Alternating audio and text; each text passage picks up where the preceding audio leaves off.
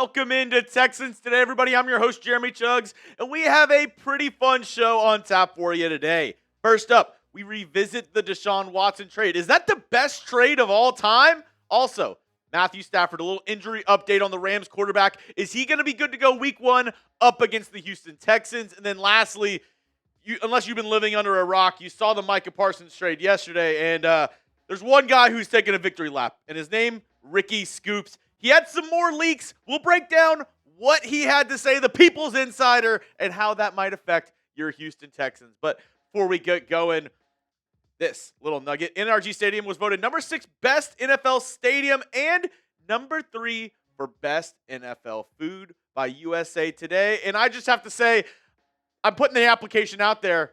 Welcome in, Cowboys fans.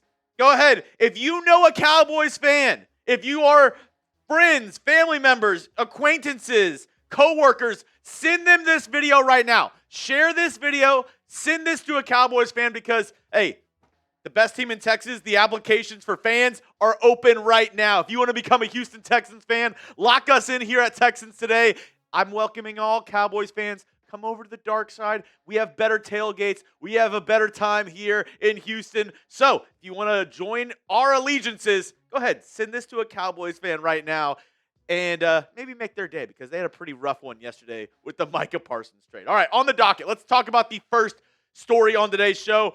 Best trade ever. People are talking, and I saw this graphic going around, and I'd be hard-pressed to say it's not one of the best trades, if not the best trade of all time in the case of the Houston Texans. For Deshaun Watson and a 6th-round pick, the Houston Texans received Kenyon Green, which I'll remind you, that flipped into C.J. Gardner-Johnson with that Eagles trade, so you can throw C.J. Gardner-Johnson in this.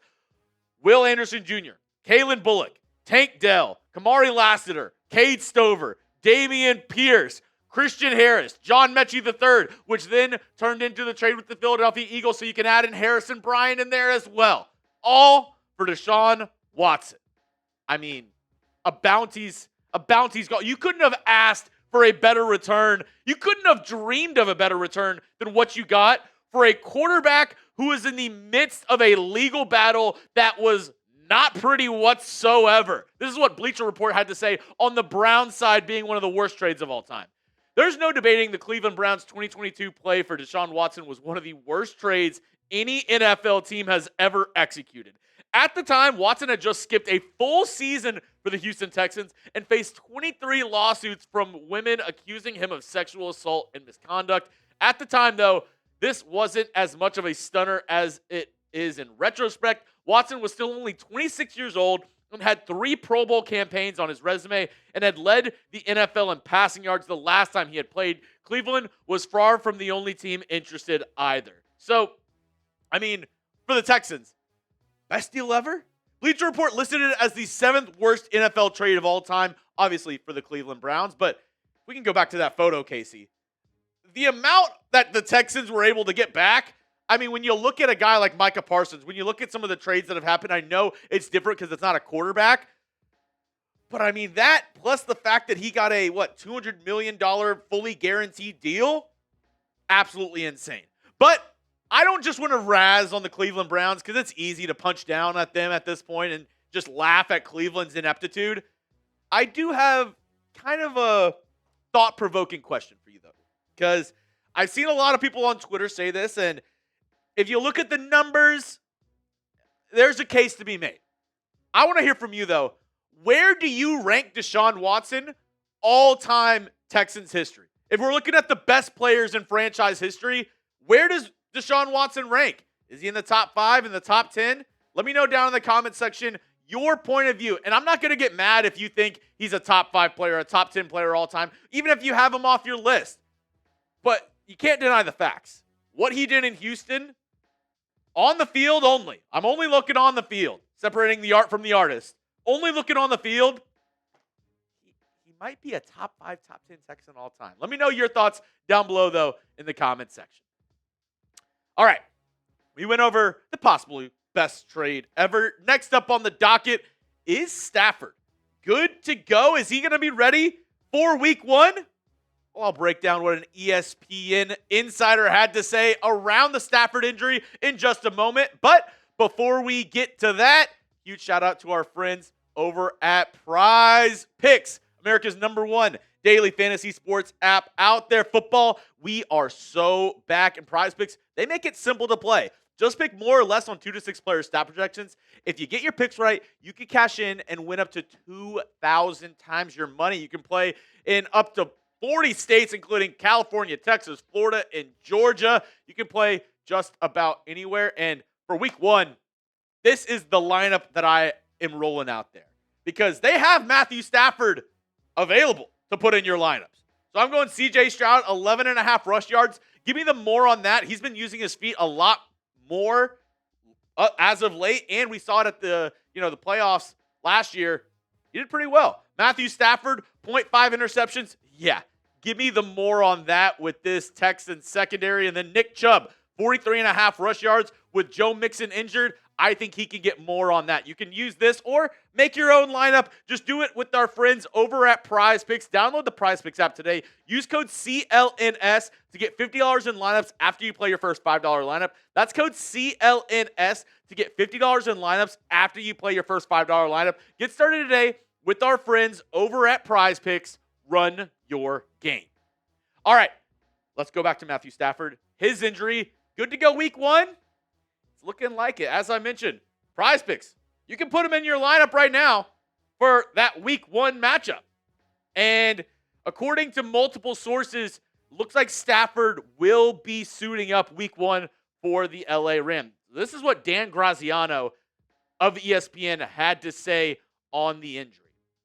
My understanding is that this isn't something the Rams expect to sideline Stafford for a long period of time or affect his play early in the season, but that is something that will need to be monitored and managed throughout the season. That means there could come a week when Stafford feels he can't play through it, and that's where you could see backup Garoppolo, who started 1 game last season, having to step in and keep things humming. Again, I expect Stafford to tough this out and make it through the season. This Rams team has him convinced he can win another Super Bowl before it's all said and done. And like I said, and as Dan Graziano said, it looks like Stafford will be ready to go week 1.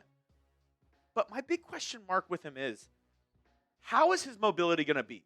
Because the Texans, we know, have one of the best pass rushes, if not the best pass rush in the entire National Football League. If that's the case week 1 with the LA Rams, could we see Stafford really uncomfortable? Because if he's having back tightness, if he's having back issues, he probably wants to stay in the pocket. He probably doesn't want to roll out. He probably doesn't want to scramble and risk getting hit outside the pocket. So even if Stafford's good to go, I think it is, in favor of the Houston Texans. Obviously, Stafford much better than Jimmy Garoppolo, but with how his injuries looked and, he's getting epidurals to practice, maybe he comes out and he's juiced up for week 1, first game back, and, he has all that week 1 energy. But at the same time, I think the Texans need to get after Stafford early and often. If they can make him uncomfortable, press those corners up. Put Derek Stingley, put Kamari Lassiter up at the line against a Puka Nacua, a Jordan Whittington, a Devontae Adams. I think this Texans defense can dominate. And then they got to stop the run with Kyren Williams. But overall, I think the Texans need to get after Stafford, make him uncomfortable, make him want to leave the pocket, because I don't think that's what Stafford wants to do week 1, especially with his issues with his back. All right, lastly, Rickey Scoops. Could he have another leak on the way? We all saw yesterday that dog on Twitter making his victory laps. If you don't know what I'm talking about, there's a guy on Twitter. His name's Rickey Scoops, and he was the first person to link the Packers and Cowboys to a trade about 2 weeks ago. And that's not the only story he's gotten right. He's gotten multiple stories right this offseason. And the theories are out the wazoo. Is he somebody's agent? Is he an insider that has a burner account? Whatever it is, it's very obvious. He has connections. He knows people who know things, or he knows things and knows other people. Either way, he's got information coming in. And a couple weeks ago, he said that the Lions and Aidan Hutchinson were pretty close on coming to terms with an extension.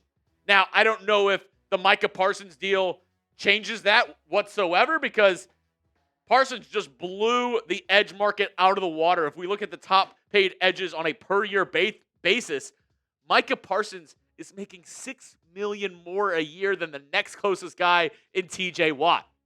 So where does that leave Aidan Hutchinson? Because he's due for a contract. He can, get some, good money right now from the Detroit Lions. Is it $47 million though?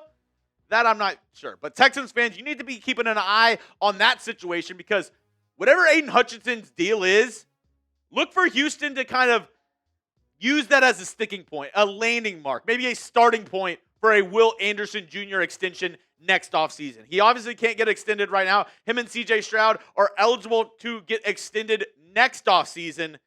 But we got to keep an eye out on this stuff because we know Nick Caserio, they like to get their deals done as early as possible, ASAP.